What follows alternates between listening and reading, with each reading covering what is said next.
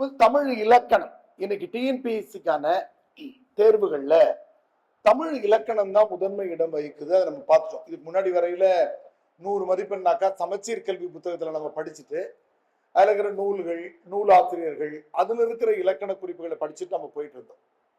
ஆனா இப்ப என்ன பண்ணிட்டாங்கன்னா 85 மதிப்பெண்களை இலக்கணத்துக்குன்னு ஒதுக்கிட்டாங்க.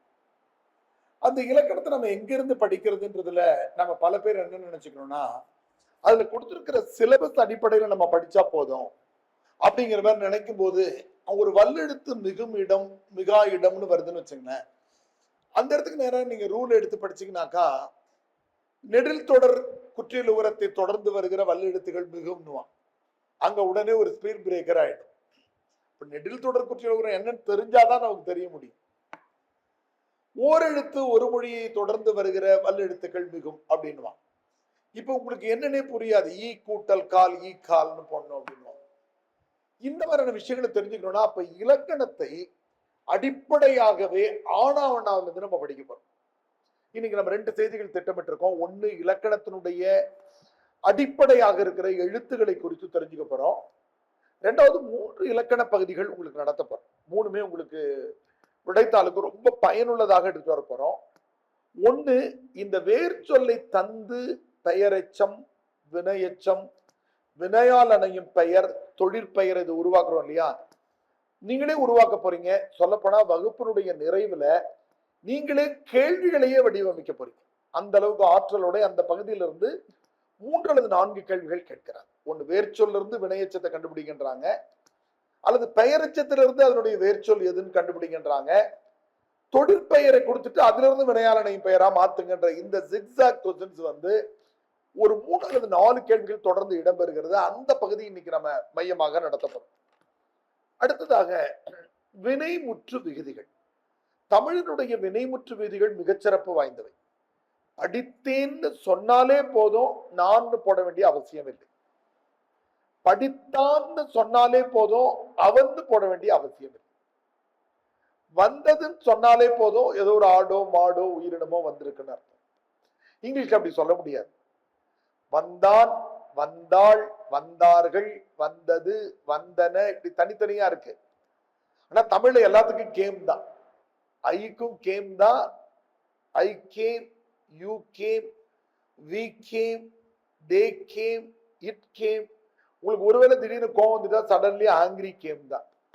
கழுதை வந்தாலும் கழுதை டாங்கி கேம். இந்த கேம் என்பதை வைத்து ஆங்கிலத்துல யார் வந்திருக்காங்கன்னு கண்டுபிடிக்க முடியாது. தமிழ்ல ஆனா கண்டுபிடிக்கலாம்.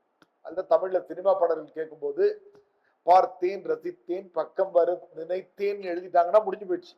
நான் போட வேண்டிய அவசியமே இல்லை. அப்ப இந்த வினைமுற்று விகுதிகளை பார்க்க போறோம். அடுத்து ரொம்ப முக்கியமா, தமிழ்னாலே குற்றியலுகரம் தெரிந்தால் மட்டும்தான் நம்மால சில விடைகளை அடிக்க முடியும். அதனுடைய செய்திகள், அதனுடைய தன்மைகளை நாம இது பண்ண முடியும். அந்த அடிப்படையில இந்த 3 செய்திகள் படிக்கணும். ஒண்ணு, வேர் சொல்லிலிருந்து பெயரெச்சம், வினையெச்சம், தொழிற்பெயர், வினையாலனை பெயர் வடிவமைக்கிற முறை. 2வது வினைமுற்று விகுதிகள்லாம் என்னன்ற அடிப்படை.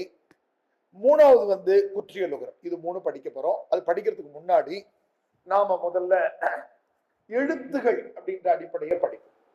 எழுத்துகள் சம்பந்தமா நேரடியா கேள்விகள் டிஎன்பிஎஸ்சியில் இடம்பெறுமா அப்படின்னாக்கா 1-2 இடம்பெறலாம்.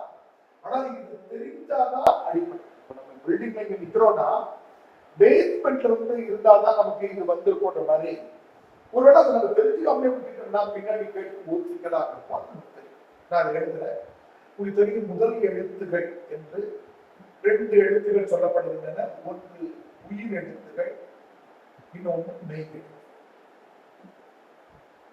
உயிரெழுத்து மெய்யெழுத்துல என்ன கவனமா நம்ம இருக்கணும்னாக்கா, உயிரெழுத்துக்கள் 12 என்பது நமக்கு தெரியும். ஆனால் இந்த 12லும் 12ல 5 தான் குறில். ஆ, இ, உ, ஏ, ஓ, இந்த 5 தான் குறில். மீதி 7 எழுத்துகள் நெடிலாக இருக்கின்றன அப்படிங்கிறத நம்ம தெரிஞ்சுக்கணும். 6 கிடையாது. ஏன்னா எதுகை மோனைகளை கண்டுபிடிக்கிற போது அது நமக்கு பயன்படும். இங்க ஏ வந்துடும், இங்க மறுபடியும் ஐ ஒரு நெடிலாக இருக்கும், ஓ நெடில், அவங்க. அப்ப இந்த உயிரெழுத்திலே நம்ம கவனிக்க வேண்டிய ஒரு விஷயம் என்ன இருக்குன்னாக்கா, குறில் 6 நெடில் 6 கிடையாது, குறில் 5 நெடில் 7. இது ரொம்ப முக்கியமா. குறில் 5 உயிரெழுத்துக்களை குறிச்சுக்கோங்க. இதுல இருந்து நம்ம ஒரு முக்கியமான கேள்வி டெரைவ் பண்ண போறோம். அப்போ உங்களுக்கு நெடில் வந்து நம்ம பொதுவாக நம்ம பொது புத்தியில நாம யாருமே பிலிட்டோ எம்ஏஓ படிச்சவங்க கிடையாது. நம்ம பெரும்பாலும் என்ஜினியரிங் படிச்சவங்களா இருப்போம் அல்லது பிகாம் படிச்சவங்களா இருப்போம். அதனால இந்த அடிப்படையை நம்ம தெரிந்து கொள்வதால தவறு இல்லை. இதை தெரிந்து கொண்டால் யாப்பிலக்கண பகுதியில இது எதுகைதானான்னு கேட்கும் போது முடிவு பண்ற ஒரு செய்திக்கு நீங்க வருவீங்க. சிலர் படிச்சுட்டு இருப்பீங்கன்றதால நான் சொல்றேன். எதுகைனா 2வது எழுத்து ஒன்றி வந்தா எதுகைன்னு சொல்றமல்ல, அது தவறு. 2வது எழுத்து ஒன்றி வந்தாதான் எதுகை. ஆனா அதுக்கு ஒரு ப்ரீ கண்டிஷன் இருக்கு. என்னன்னா, அந்த முதல் எழுத்து இருக்குல்ல, முதல் எழுத்து மாத்திரையில் சமமாக இருக்கணும். அது குறில்னா குறில் தான். கற்றான், பெற்றான், குற்றான்னு வரும். அது நெடில் போட்டீங்கன்னு வச்சுக்கோங்க, காற்று, நேற்று, போற்று நெடிலா இருக்கும். எதுகை என்பதை ரீடிஃபைன் பண்ணிக்கிறோம். 2வது எழுத்து மட்டும் ஒன்றி வந்தால் நடத்துறேன். 2வது எழுத்து ஒன்றி வந்தால் எதுகை அல்ல, முதல் எழுத்து மாத்திரை அளவில் சமமாக இருக்க வேண்டும், ஒரு விதி. அப்போ குறில் நெடில்னு தெரிஞ்சாதான் அது மாத்திரை சமம்னு நம்ம மெய் எழுத்துக்கள் நம்ம சின்ன வயசுல படிச்சுட்டு இருக்கிறோம். அதனால இதுல உங்களுக்கு எதுவும் சந்தேகங்கள் இல்லை. வல்லினம், மெல்லினம், இடை.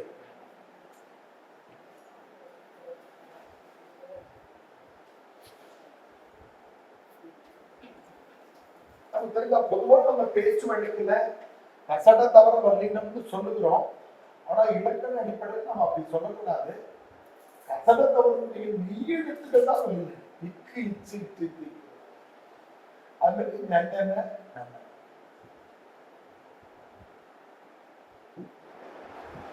எடன, நமக்கு தெரிஞ்சதுதான். இப்போ நமக்கு முக்கியமான ஒரு கேள்வி வந்து டிஎன்பிஎஸ்சி ஃப்ரேம் பண்ண வாய்ப்பு இருக்கிறது.